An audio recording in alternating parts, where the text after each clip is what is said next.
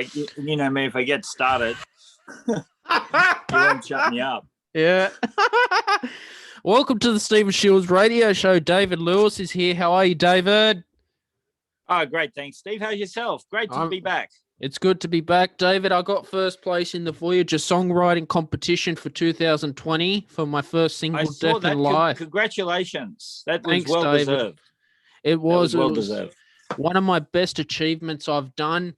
The podcast has grown a lot. We've hit about 500 downloads in 3 months.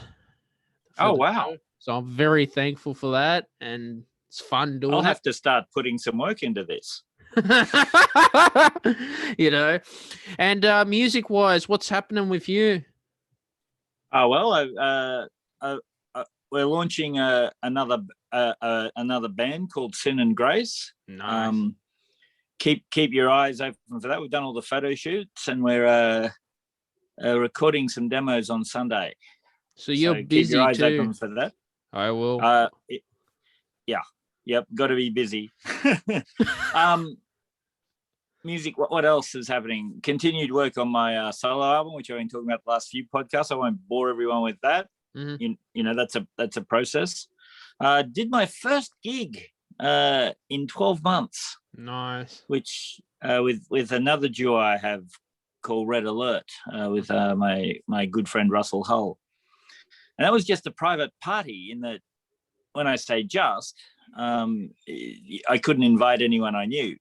And that was fantastic to just be out and play. You know, it hadn't really performed in front of anyone for 12 months. I accompanied a friend's daughter for the HSC, but that's only, playing in front of 4 teachers. Has the HSC gone back to face-to-face, or is it online performing? No, I think students are back at school, but HSC performances anyway are always, they're always in front of just the 4 or the 3 or 4 adjudicators.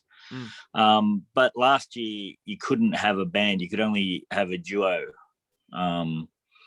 Or backing tapes, not both.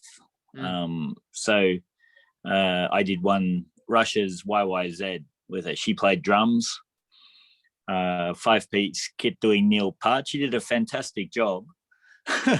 But Neil Part, I don't know if you know the band Rush, but Neil is one of the great rock drummers, and he's got a 25-piece kit or something. And I played the rather more difficult than I was expecting Alex Lifeson guitar part, and also the keyboard part. I'd set up my pedal board so I could make my guitar sound somewhat like a keyboard. So it was great fun, and she did well in it. She got a very good mark. But that was really the only other performance I'd done in 12 months. So to actually get in front of a group of people who aren't the neighbours, telling me to shut up, they're very rude, Steve. I had one of the neighbours, that pounding on my door at 3 a.m. You serious? Lucky I was up practicing drums. But... Does this really happen? No. That's a joke. I love my neighbours; they're great. Oh, Dave, missed you. Oh man, that's a good one. No, it's good to see things get back to normal. Yeah, back to normal. You get all these conspiracies about the whole vaccine causing all these blood clots and all that.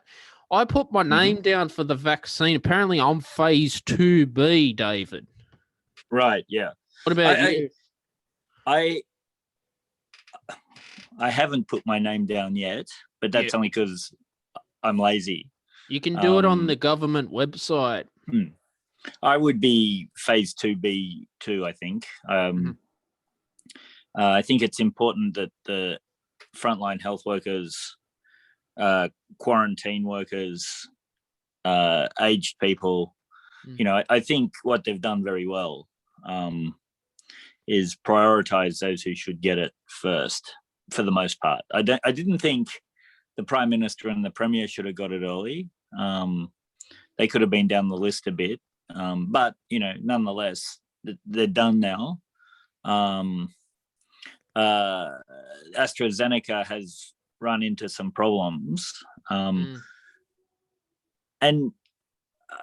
the thing to remember, I guess, and I speak not as a doctor, but a know-all smart aleck who, is that all medications have side effects. And if they're aware of the side effects, as horrible as they can be dealt with, So,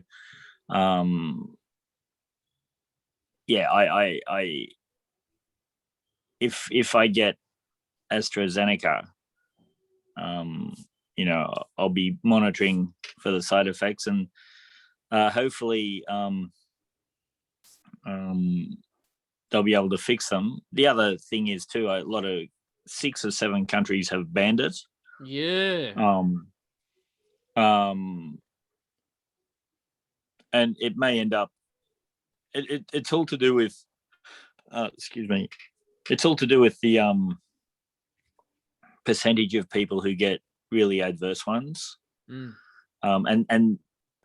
that can change. So, because we got the Pfizer vaccine and the AstraZeneca, but if too many people, there's 3 actually. Oh, 3. But what's the difference? There's a Johnson and Johnson. Yeah. What's the difference? This goes into areas that's really I can't really explain technically because I don't have the technical knowledge, but it's how they approach defending the body from the virus. One comes from one angle and the other one comes from the other angle, and that's as best as I can explain it without watching your downloads drop from 50 to 2, and both of those being professors of hematology saying, yeah, he's wrong, and I'm going to write in. Finally got him. No, it's it gets to me because the Pfizer vaccine, that's a German one. That's got to be stored at like -60 apparently. Yeah, something like that. Yeah. If the AstraZeneca is going to make people sick, they're going to have to take it off. It seems so. Yeah. Again, it depends on how many people get sick and how sick they get. I don't suppose you ever had the flu virus, the flu vaccination? Yeah, every year. Yeah, and do you feel a bit off after it, or are you all right with it? I'm all right. I feel funny. Yeah, I do too. I get it. What happens? I get it, and then I feel sick for a day or so, just flu-y, and you think that's okay. That's what it's doing. And then a week later I get the flu. Because there's always different strands, but there are some people who have a really adverse effect to the flu virus, to the flu vaccination, and as a result, you got to monitor that.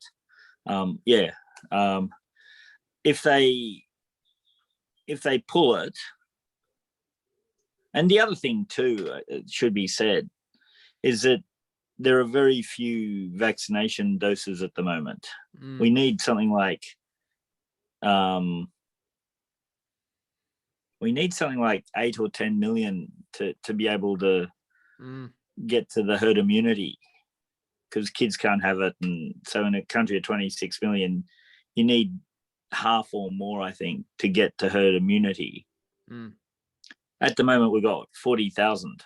That seems like a lot, but if you divide 40,000 into 8 million, it's 0.2% or something, and it's nowhere near enough. More is coming, again, but the other, I guess, the hope is that they'll have ironed out a lot of the side effects by the time you get the massive dosages coming.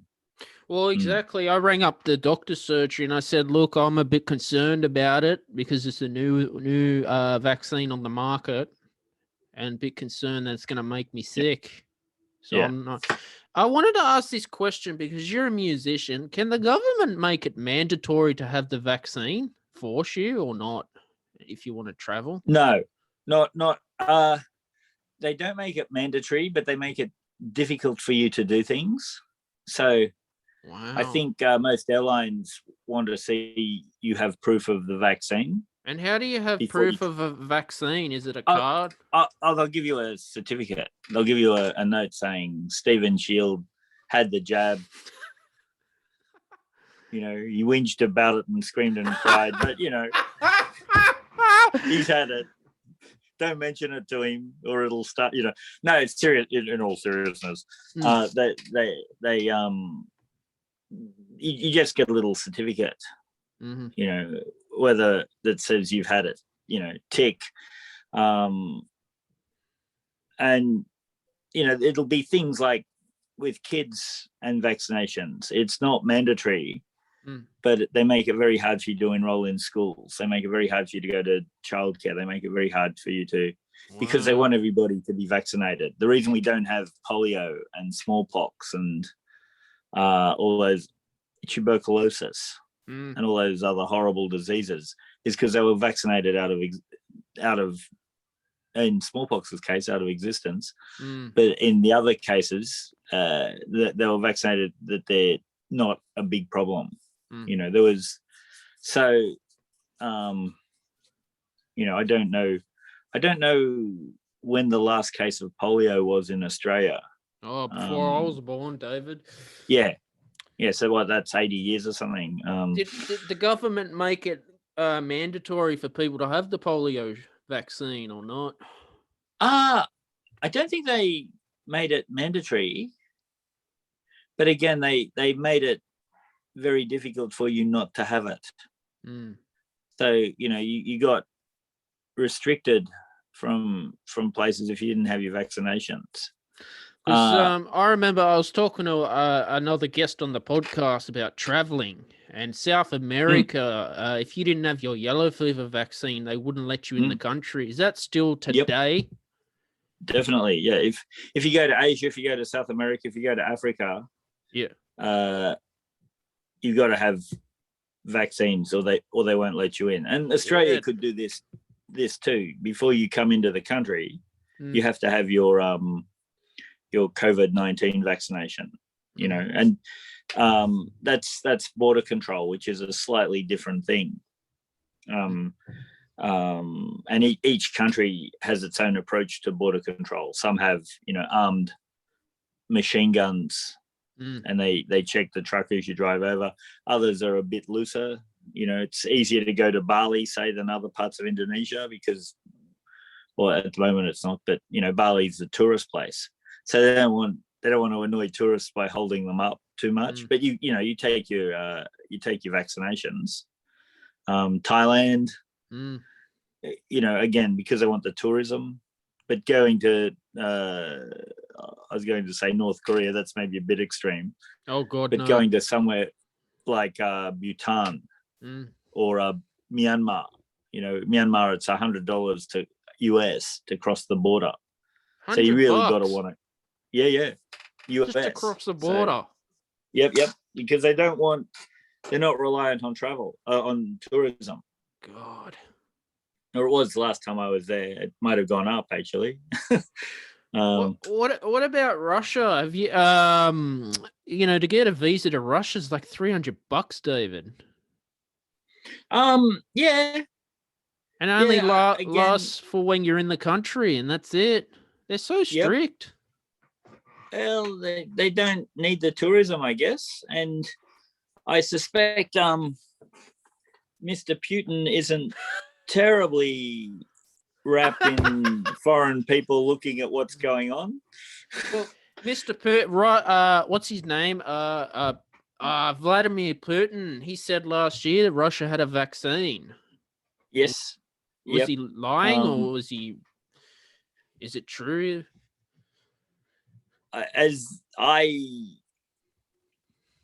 It's not impossible. Well, I'll put it that way. I'm not going to say he's lying because, you know, China has a vaccine too, but they brought it out so quickly they had to withdraw it. The Russian one, I haven't heard any reports that it's not true. We'll put it that way.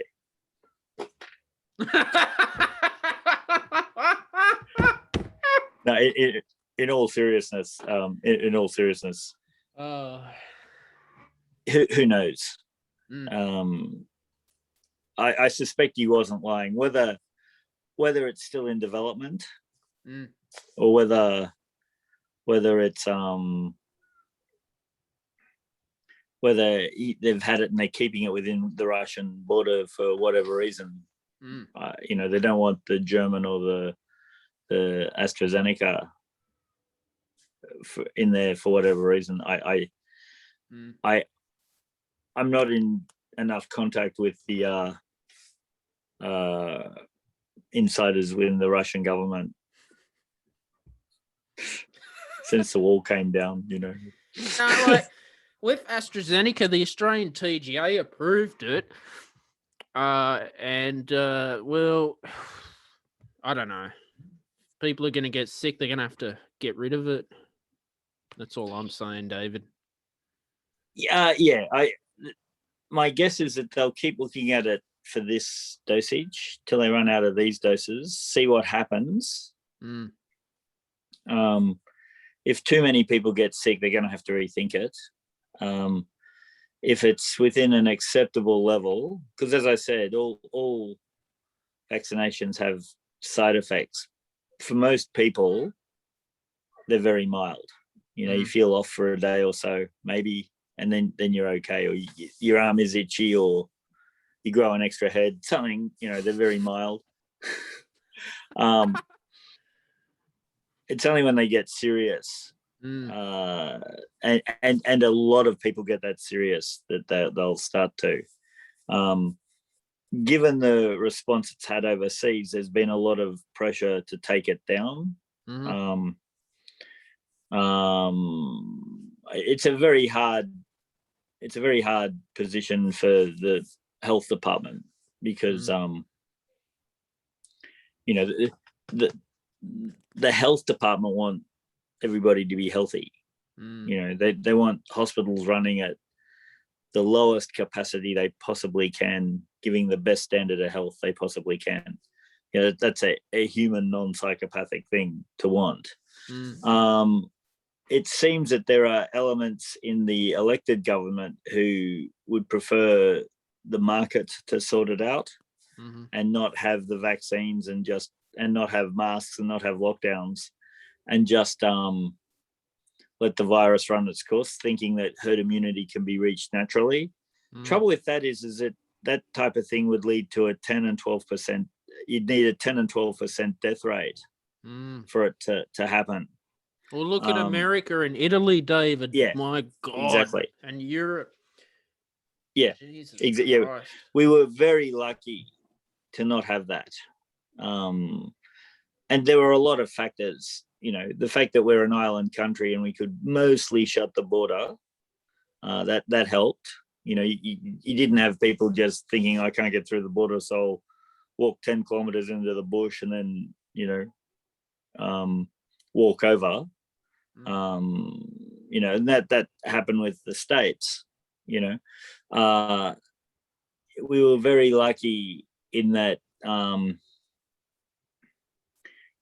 it seems that our numbers were I don't think they were quite as low as they were reporting, because I don't think there was enough testing going on in some areas, but certainly I think the numbers were genuinely low. So we were lucky there, with the exception of, but even when Victoria was at 700 a day, that was globally quite low. It was globally quite low. I thought it was high, in my opinion, for Australia. That's for Australia, it was high, but in comparison to America and England and Italy and places like that, where you're getting 5,000 and 6,000 a day, it wasn't great. And to any Victorians watching, you did really well, and it was a horrible time. And I'm not going to make light of it. But it was globally on the lower end of things. Well, I know a few people in Western Australia, and Mm. in Western Australia, the nightclubs were open. They were just living normal, and in the Northern but they Territory, stopped everyone. They stopped everyone coming in. Ah, gotcha. See, New South Wales and Victoria have the challenge of getting the vast bulk of international travelers. Mm-hmm. And so that's why it was a bit harder in Sydney and Melbourne. Now they closed the airports down mostly, but there were people still coming in because there were people coming back from overseas, and think mostly things like that. Western Australia, most of your international travelers came from Sydney or Melbourne. Mm. So he could absolutely close it and shut that border hard. And whenever there was an outbreak in those early stages, they just shut the border. No one went in, no one went out. And that's how, they've had no virus for months and months and months. Well, you look at South Australia and the Northern Territory. The Northern Territory is like got a massive outback out there, David. Yeah. Northern Territory is a bit of a risk because it's a border town. There's a lot of trade with Indonesia and Papua New Guinea, and we've found now that Papua New Guinea, the virus is rampant. And Australia is sending over 800 vaccinations, which is nowhere near enough, but it's a start. Queensland were testing. The Papua New Guinea, and they found that half the people they were testing had the virus. So and this impacts Darwin because people, it's like driving from Albury to Wodonga just about. It's just on the border there. There's passport controls. She might not be from Papua New Guinea. Don't quote me on that. It's a bit more of an issue, but it's not that terribly much. Darwin, if you've ever been, it's a typical border town in that it's got all the cultures that it deals with. And by that I don't mean just that there are, like Sydney has all the cultures, but the town itself is very culturally diverse, which hasn't clarified at all, but people know what I mean. If you've been to Darwin, you know what I mean. Yeah, I've been to Darwin. Yeah. It's a very interesting place, David. It is. Yes. Yeah. I should go back one day. Very hot in the wet season. Sorry? It's very hot in the wet season. Yes. You've been in the wet or the dry? I was there in the dry. Yep. Yeah. Yeah. And it struck me that nearly everybody I met went there between 10 and 15 years ago. No, sorry, 3 and 15 years ago for 1 to 3 weeks and stayed. It was, it was quite, it's a place that has an attraction. I've got friends who traveled around Australia and ended up settling in Darwin. For family reasons, they're thinking maybe they'll move back to New South Wales or Canberra, really, but they don't really want to go, which is interesting. It's a place that its citizens love living. In a way, I think they don't love living in Melbourne or Sydney or Brisbane or Perth or Adelaide or Hobart. Yeah. Well, there was a Cyclone Tracy was before I was born. I read a book about that. That took out all Darwin, didn't it? Yep, flattened the place. God. There's very few buildings built before 1973 in Darwin. There's the World War II buildings are still there because they were designed to withstand bombings, so they withstood the cyclone. But anything before about there's not very much built before 1973. So sorry, 75, 74. I think Tracy hit. Yeah, there's not much. So Cyclone Tracy was just a massive tornado. It was a cyclone, yeah. Tornadoes go one way, yeah, and cyclones go the other. I forget which one. I think cyclones are anti-clockwise and tornadoes are clockwise. And this just hit Darwin. God. Yeah. They kind of knew it was coming, because but yeah, it flattened the whole town. Christmas Eve, 74, I think.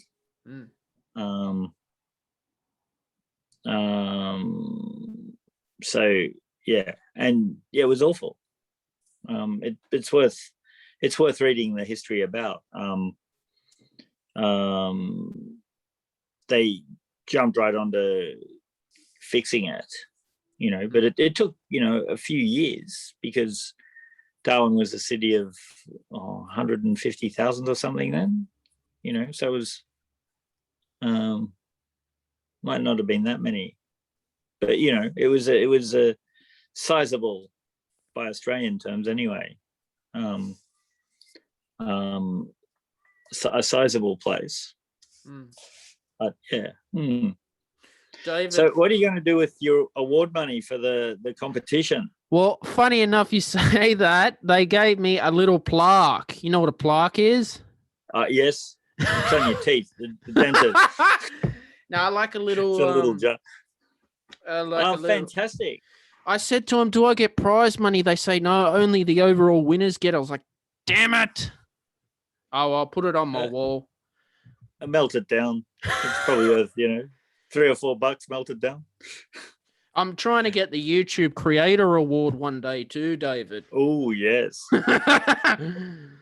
When they hear what I say to you, if they don't give it to you, it's a travesty, I tell you. No, it's been good. Have you entered into any songwriting competitions yourself? I haven't. This year, though, the band we're thinking about it. Mm-hmm. We've got some fairly strong material, and we think we can, maybe do so. Mm-hmm. Of course, I'll give you a preview of the stuff once we've entered it. Mm-hmm. You can play it on the show if you would like. I'd love to. You got mandolin, do you? Or are you playing I guitar? do have a mandolin. For our next show, have you got any songs you'd like to play? Yeah, sure. I'll put together a couple of songs. I've got my mandolin right here. I won't play it now because it's probably not in tune. Jimmy Craig Corn and I don't care. Here it is. Yeah. That's one of them. I've got 5. You seen South Park? They did the whole pandemic special. I haven't seen that yet. No. I gotta watch it. No. I imagine it'll be tasteful and sensitive and politically correct. Randy Marsh, he's got a whole weed farm, he does. And he's growing weed with Towley. Right. You got to check it out. Oh, yeah. You still watch South Park? No, I haven't watched Simpsons in years. I haven't watched South Park in years. For no real reason other than I don't watch much broadcast television, and I don't think they're on. Simpsons is on Disney, but I don't think I'm going to go back through the 15 years of Simpsons that I missed. I might go back and watch Monorail. South Park, they got the whole PC principle, and he's got a PC family, and he's all PC. I don't know what PC is, but it's like the PC stands for politically correct. He's got a whole family of PC babies, dude. You got to check it out. I will. I'll have a look, and maybe we can discuss the deeper nuances of Terrence and Philip or something like that. Dave, thanks for coming on today's show. My pleasure, Steve. Always a pleasure. Awesome to have you. I'll put together some mandolin, at least one mandolin track. Yep. And we'll do a live thing. Hopefully won't be too disastrous. Nah, it'd be good to listen to your stuff on the show, man. Yeah, getting 500 downloads there. It's you might want to knock them down. So I'll come and play some mandolin. You don't want it too big. Oh, Dave.